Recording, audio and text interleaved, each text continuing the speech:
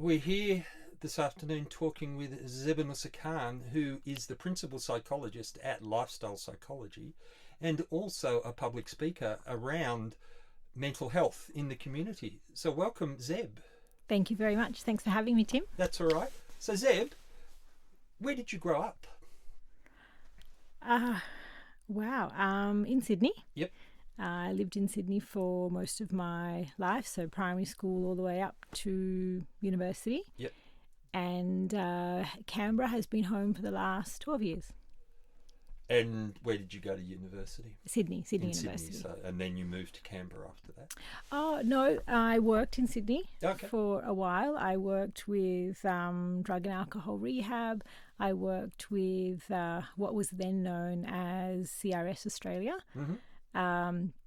Commonwealth Rehabilitation Services. I think they've rebranded and it's something completely different now. So work with them, with what we used to call the Special Services Unit, the Acquired Brain Injury Team, and the Special Services Team, which was the psychological side of things. So that was a really good way to start the career, because I got to see all sorts of different people, different issues. And then I was still with CRS Australia when I moved to Canberra.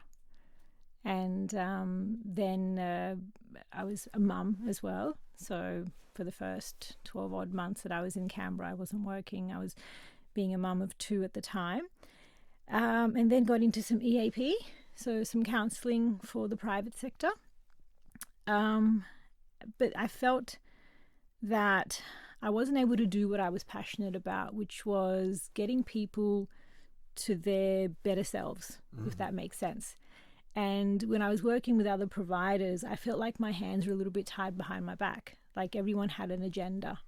I couldn't just, give them their ultimate goals and focus on that.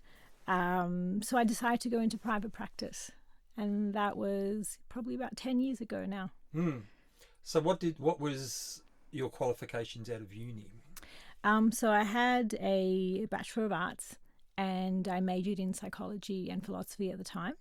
And then I went into the University of Western Sydney and did the psych diploma there for 2 years. And then went on to placement, and the training is continuous once you're a psychologist. So looking at those qualifications and that training that you did, and you mentioned a little bit about how you wanted to improve people's lives. Was that the goal, the aim from day one? No, not really. I think we're kind of still figuring it all out, aren't we, at that age? I don't think you sort of pop out of uni and know this is exactly where... Some people do, and I think that's fantastic. But not everyone does. I knew that I wanted to work with people, because originally I'd actually enrolled into computer science. Okay. And that lasted for about 6 months. And I'm like, I can't do this. I cannot look at a screen all day. And then that's when I walked into a psychology lecture. But I knew that I wanted to work with people. And then, just trying to balance that with mum life and home life. And kids were quite little at that age as well. But what I loved about private practice is that I could use the hours to work with school hours. So that was really, really fortunate. But it's just been evolving ever since. I didn't have any intentions to ever go into public speaking. Like, this has just somehow come about.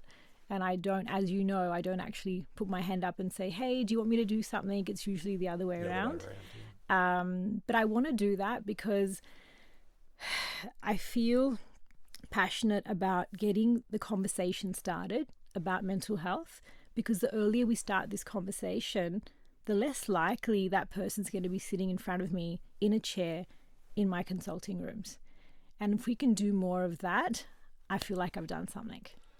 And it's really important too that you can use your lived experience as well of growing up, going to school, having to go to uni, getting married, having kids, and understanding what the pressures are all the way through there, and having some insight into what pressures are going on in people's lives, Yeah. and being able to then express that in a way that people can understand, and like you said, hopefully help them and improve their lives. So that lived experience is really important, isn't it? It is, yeah. I mean, life is the best teacher, right? Mm.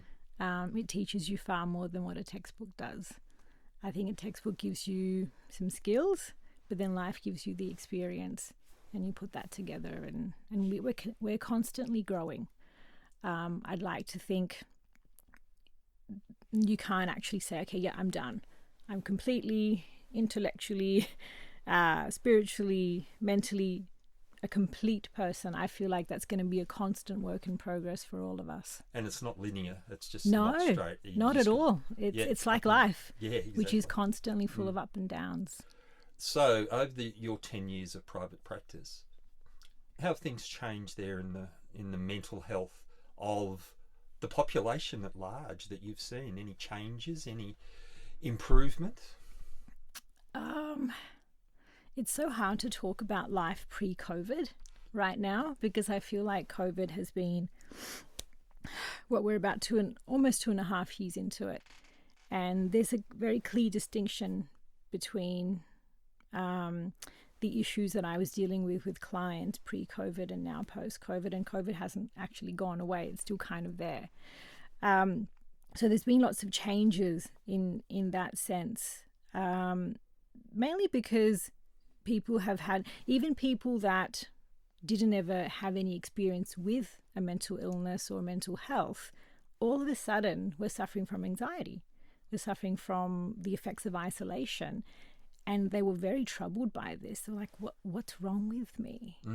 And, I can't sleep, I'm not eating properly, and just so many things are happening. And getting them to realize, well, you're actually just responding quite normally to someone who's been removed and disconnected from society. And this is what happens. And for those people, it's been quite an interesting conversation, because it's softened their approach to other people's mental health. Because it's like, well, I thought I was fine and resilient. I know how other people feel now, and how horrible it must be to feel so isolated and not have someone that you can just sit down and have a chat with. So I'd like to say over the last few years, people have become a bit more conscious of not only their mental health, but the effects of mental health for other people. Yeah, I've had this discussion a few times with people, is that it's fortunate but unfortunate, is people who are already dealing with mental health issues already had the skills to deal with the pandemic, because they're already used to isolation and having to come up with skills to reconnect and be part of community, because that's something that they'd lost. And I'm not going to say that they were okay during the pandemic, but they didn't have to learn the skills. And there's a lot of people out there who didn't have the skills and had to learn them. Yeah, and especially young kids. If you think about the kids that are in year 2 or year 3, their start of schooling was online, like most of it. So kindergarten, year 1, and they're in year 2 or year 3. Those children are actually struggling, because especially those that come from a family where they're the only child, they've actually missed out on a lot of those soft skills, like how do you become friends with someone, or if I'm friends with one kid, does that mean that I can't be friends with someone else? These are the soft skills that you learn in the early years of childhood, and a lot of kids that I'm seeing have actually struggled with that, because sport, everything was off.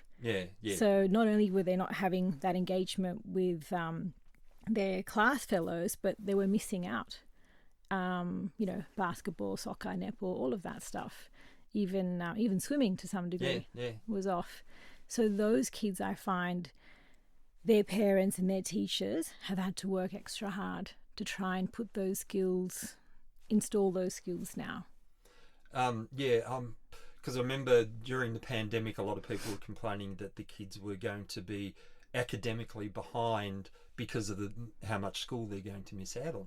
But the real impact, as you were saying, was that socialisation that they're missing out on, especially if they're a single child is that they Definitely. had no one to talk to, basically, and so No. they missed out on those really important skills that happen Yeah. during those years. Yep. And I think that should have been the focus rather than academic. You can catch up academically, Exactly. but those Yep. social skills that you grow up and have to find out about are really hard to catch up on. Yeah. And I can Definitely. imagine that the stress of the kids going back to school. Yeah, a lot of children that I saw had huge anxiety issues about going back to school.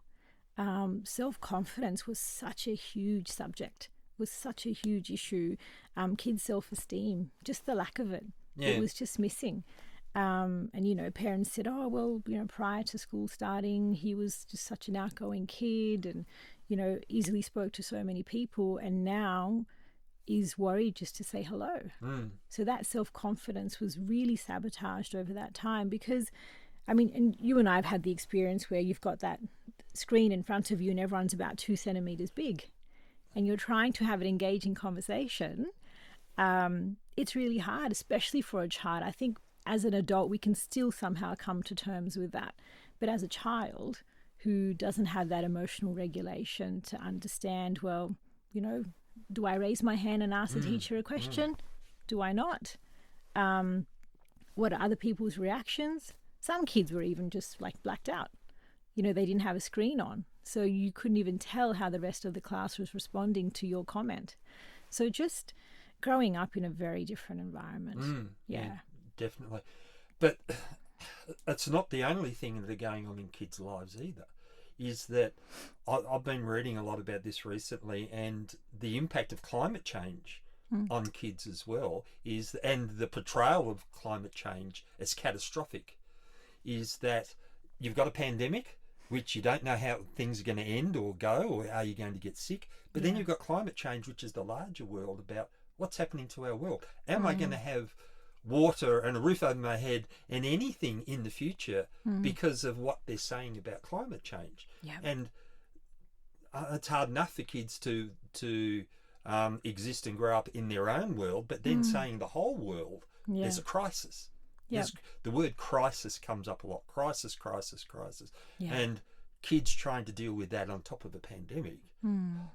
I don't know how most of them have been able to deal with it. And maybe that's something we're going to see in the near future of how those kids have all dealt with that. Yeah. Yep. I think it depends what's happening in the family home, what conversations are occurring, whether the news is allowed on. So some kids are definitely aware of those crises and some are a little bit sheltered from that. And I mean, depending upon the age group, you know, teenagers definitely aware of it. They're learning about it in class as well. Whereas I feel like the younger ones, like the ones that we were talking about earlier, you know, 7, 8, 9-year-old children, I'd like to think that we've sheltered them from a little bit of this. I mean, they're the ones that are really going to be impacted later on in life, but they don't have the neurological setup to be able to even understand the implications of these issues. They can't. And then, you know, I feel like if we're placing that on them, yes, we should, you know, teach them about sustainability and all the rest of it, 100%. But then, you know, trying to tell them, well, what's a world without water going to look like for you? Yeah. That's so scary for a little 7, 8-year-old kid. What do you mean there's no lakes and oceans? You know, like what's going to happen? So I feel like it's got to be age appropriate as well. Yeah, definitely. But then especially in lockdown, what rears its ugly head is social media. Which was our only connection to everybody else out there. So there was a positive side to keep that connection, but then we know the negative side of social media. And I mean, even ourselves as adults are affected by social media and can be negatively. But then we've got kids who don't have the skills to deal with it and get caught up in it. They do. And social media, unfortunately, has played such a negative role in so many of the young teens that I've seen, even the younger kids, because even though they're not supposed to have access to it, many do before the age of 13. And I can just think of so many clients that come to mind right now, 12-year-old, 17, 18, all that age group. Social media is how they connect. So I understand for parents, it's a real issue. Well, if I don't, if I take her Instagram away, how's she going to talk to her friends? Because you can't just text anymore. Apparently that's not a thing. It's like, no, why would you text? Anyway, I don't know. So, that's how they're communicating with one another. And when you're not a part of that circle, you've missed out. And it's that fear, that, that FOMO, fear of missing out, is so big for these kids that, I'm going to get left out. And if I get left out, I get left behind. So self-confidence, self-esteem are huge issues that are impacted by social media. Because we know that, there are some real positive accounts out there, but I've also seen the ones where it's just perfection after perfection and, hustle culture and positive productivity all the time. And all of that can become quite toxic. But kids don't know that. No, they think that's the norm. They think, everyone's life is absolutely amazing all the time. And why don't I have that? Something must be wrong with me. That's basically how they interpret that. It's that Instagram influencer image, isn't it? Because they put up this image of, and the kids don't understand that, is that these people work hard at putting that image, and it's not real. No, it's just that they've set it up. They spent lots of money on putting that image out there. That's and right. There's not. I know there's some who do it, which I'm very grateful for, who do the behind the scenes. Of this is what it actually looks like, and this is what I actually look like. But this is what I've produced. But a lot of that's not there, and kids just see picture after picture after video after video of someone who's made up perfectly, perfect hair, perfect body, perfect clothes, and they go, like you said, why aren't I like that? That's what am I doing wrong? Don't I have enough money? Do I need to do this? And no one likes me? Or that's right. Like I think a 10, 12-year-old kid should be a 10, 12-year-old kid. They shouldn't be. But I've got 7, 8-year-old, 12-year-old girls saying, they're starting to almost develop eating disorders. And that's really scary. Girls, I was actually listening this morning, Maggie Dent was on, I think, the Today Show or something like that. And she was talking about, 7, 8-year-old young girls are fat shaming one another. And that's just, I'm not saying bullying never existed when, we were growing up, but it kind of stopped when you came home from school. Yeah, you didn't take it with you. It wasn't there on a screen. It wasn't there. People weren't contacting you, you weren't getting emails and text messages or WhatsApp groups. I think one of the worst examples I've seen is someone actually creating a whole page to belittle someone and an account just to put someone down.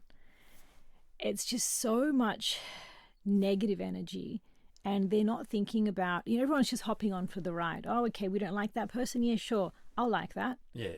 Not even knowing. I want to be part of that group, so I'll agree with it. So, That's right. And look, I admit that that's the predominant thing when you're at school, especially at high school, you want to be part of the popular group or the group that you aspire to, and you can get caught up in those things. But like you said, we used to be able to go home and get away from it.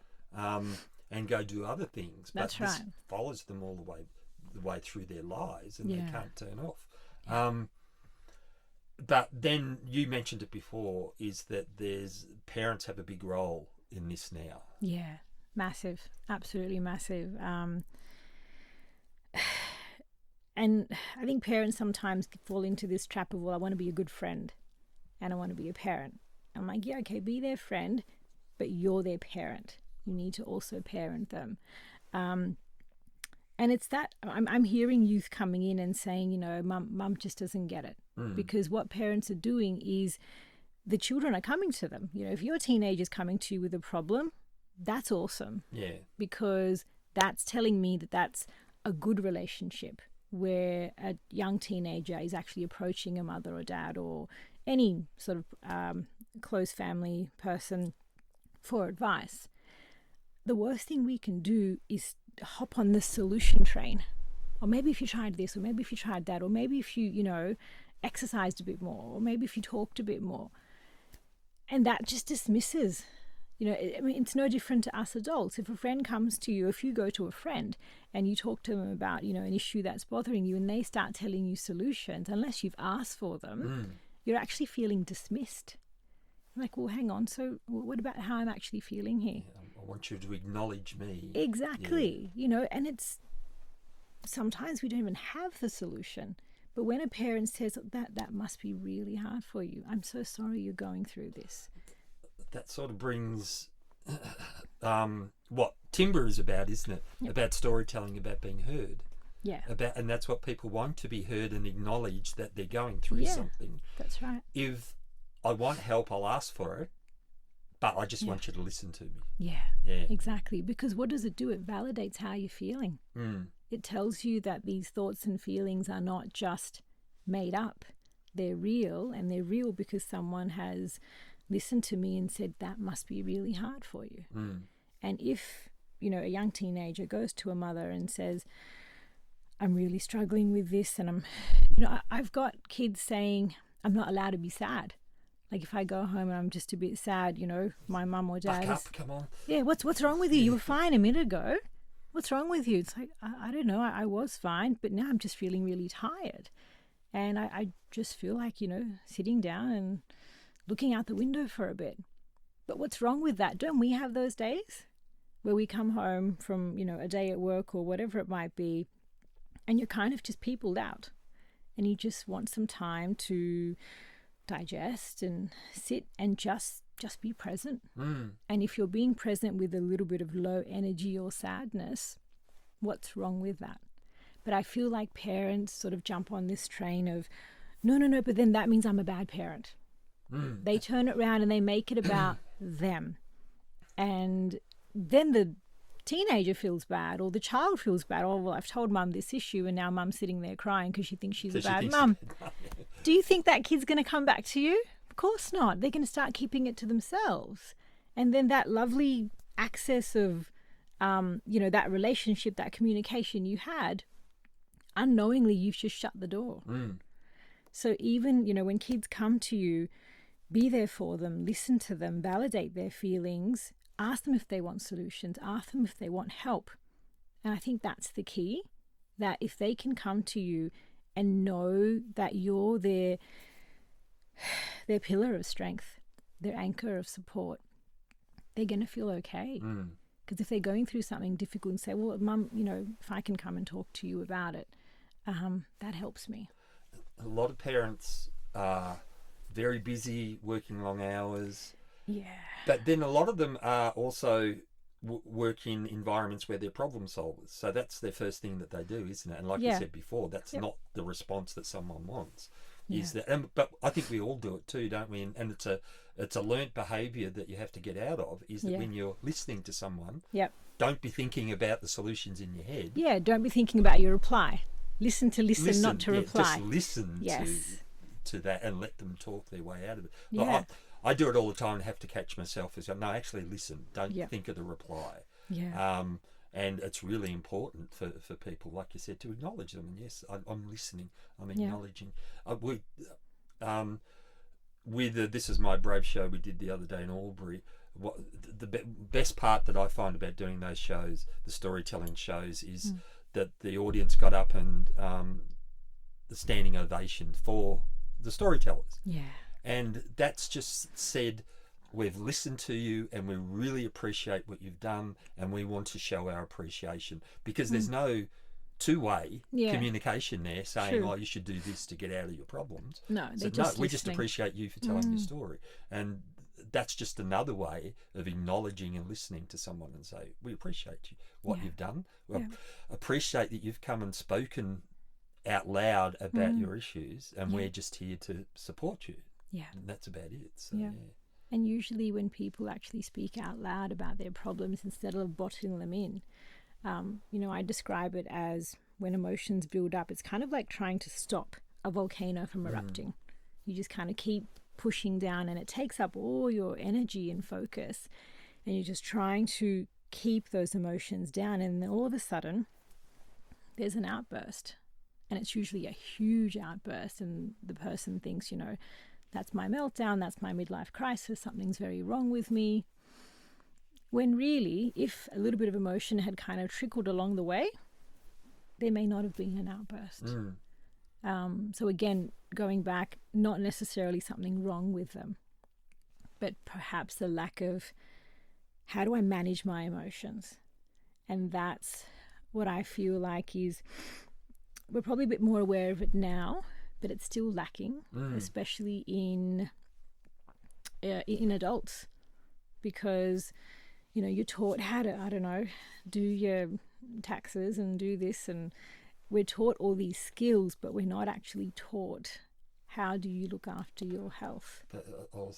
Part of that is also, and it's the stigma that's associated with failing. Yes. It's not, I think it's changed a little bit. I think the stigma around mental health has changed to, you're sick and you're dangerous, to a little bit of, you failed.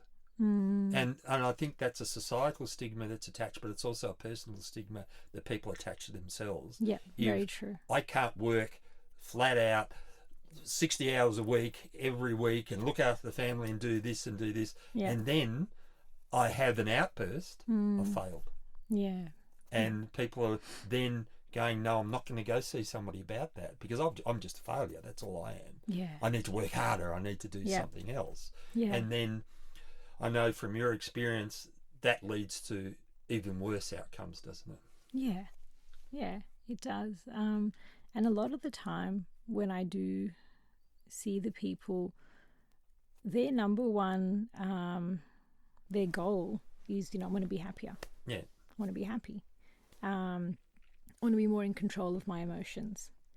And when we start to sort of, look into what's actually going on, it's not necessarily there's horrible stuff happening in their lives, but a lot of people are so focused on being critical of themselves.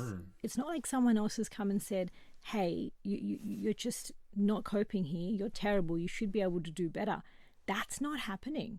But people are, like you said, the expectations are up here, and people are reaching about here, but they're marking it like they're down here. Yeah. And if you constantly talk to someone else like you do to yourself, you wouldn't have many people left around you, because we are so critical of ourselves.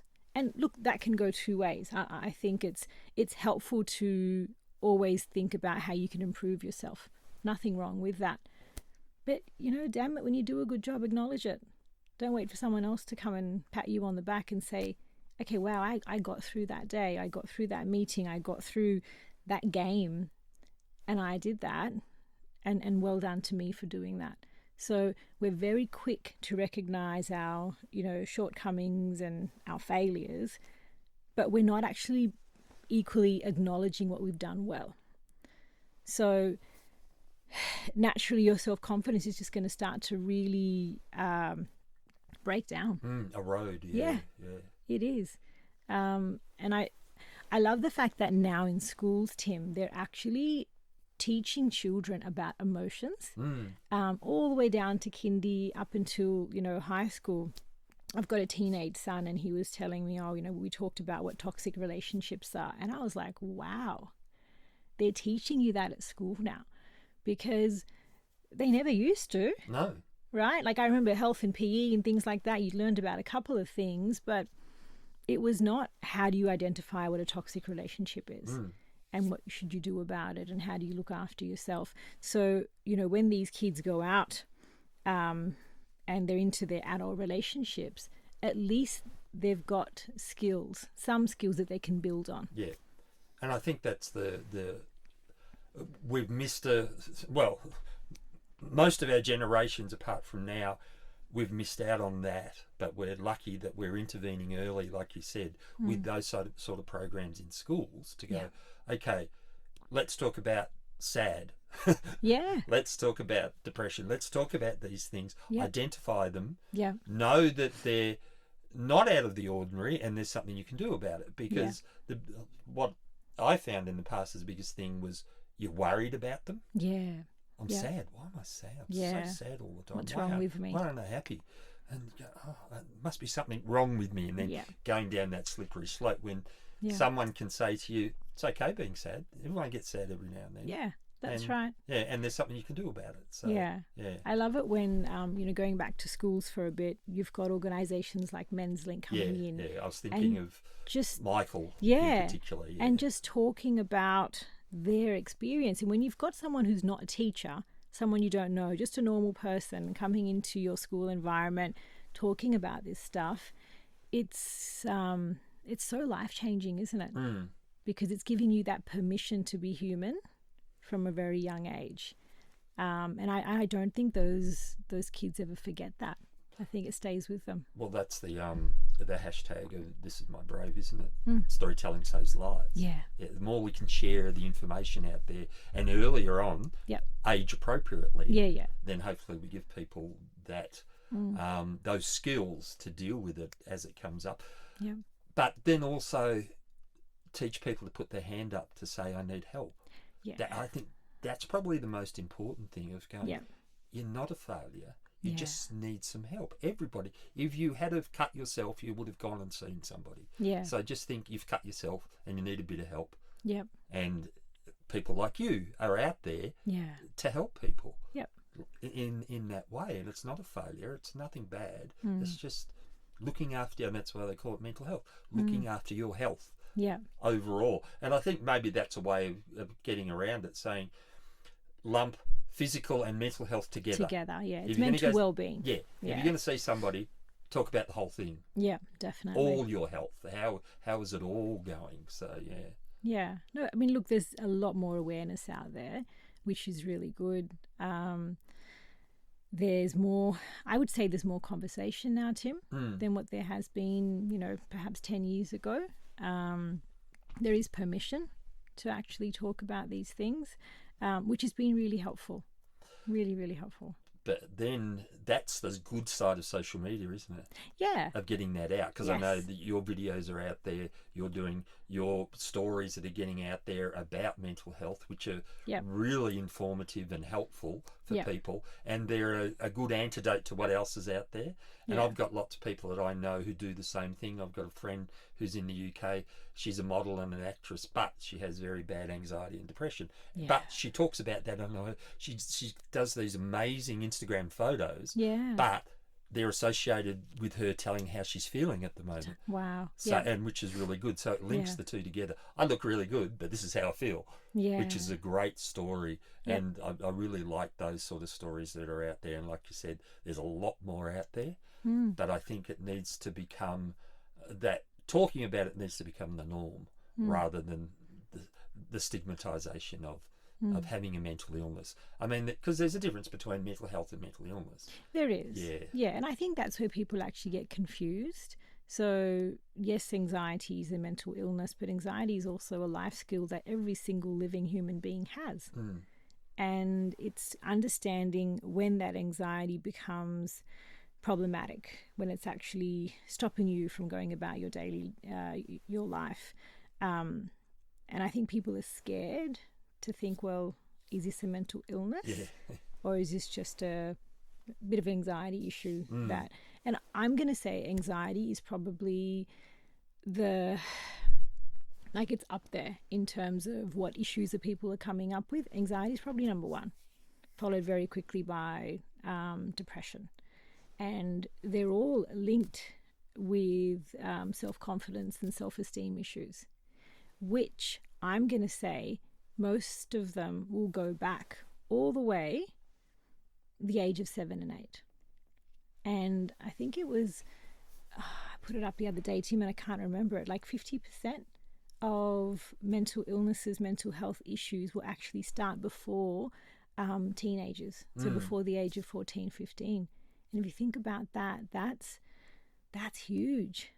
So, if that young kid has got confidence issues the age of, 9 and 10, think about how problematic that's going to follow on once they become an adult, If or it's not once dealt become with. a parent themselves. Mm. So these are the parents that I'm talking about that are struggling when their kid comes to them because they're making it about them. Yeah, I'm failing. It's like, hang on, but this is not about you, Mum. This is about me. it's a generational Yeah. problem. So yeah. because that was never dealt with, because you were not aware of how to get yourself build on emotional resilience back then, you've carried that self-confidence issue all the way into adulthood. And that's really sad because the ripple effect is just huge, Tim. Your partner's affected, your children are affected, what kind of work colleague you are, that's affected. Everything becomes affected. So it's not, I guess what I'm saying, if we can intervene much earlier with children and tell them what, a healthy self-confidence actually is, those children are likely then to not have those issues. We're all going to get ups and downs, but they're not going to internalize every single negative experience they have in life. And that comes out in adulthood in various ways which are detrimental to not only their lives but the lives of the people that they interact with as well. Yeah. We spoke to Josh Vaughan from Connections last month, and he's started a program for teachers that they can use to measure the mental health. Or it's probably not the mental health, but the red flags in kids around that age. What to look for, yep. Yeah, so that you can go, oh, he's not talking with others, he's looking sad at the moment. I've had a chat with him, he said there's problems at home. Yeah. So they can just tick the box and it's a red flag. Yep. And then they can bring in the parents or whoever to start looking at those issues, which I think is a fantastic idea. Yeah. Like you said, the 6 or 7 year olds. Yeah. Notice. Yep. We need to notice what's going on in their lives. That's right. So we don't have this crisis going on. Yeah.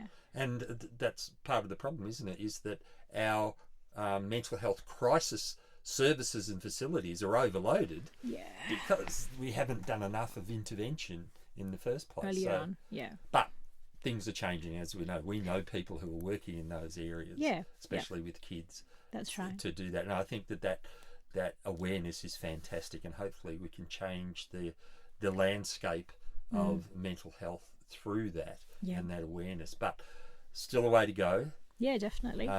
Definitely. People out there who are still, and especially post-pandemic or even now, there's people who still need to be able to put their hand up and say, I need help. Thank you, Zeb.